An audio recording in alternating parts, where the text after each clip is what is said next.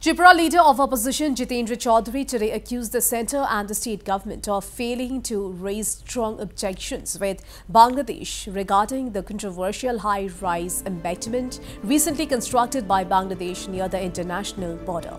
Well, Chaudhary made the statement after he, along with local MLA Dipankar Sen and other party leaders, visited the Ballamukh area under Belonia subdivision in South Tripura district to take stock of the situation.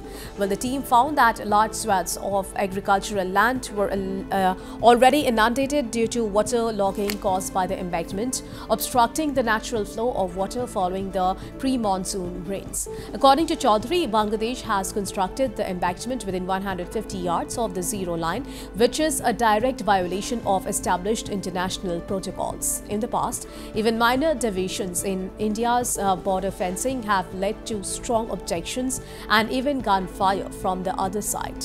But this massive structure has gone uncontested, the CPIM leader said. Listen in.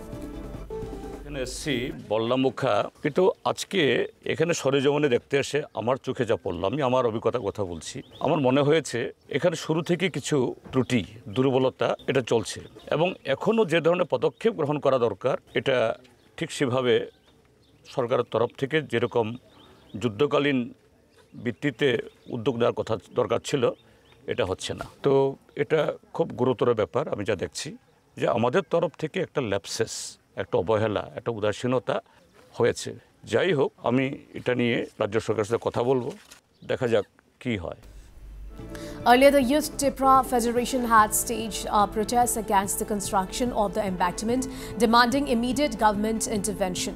Tripura's PWD Secretary Kiran Gitay had also visited the affected region recently to assess the ground situation.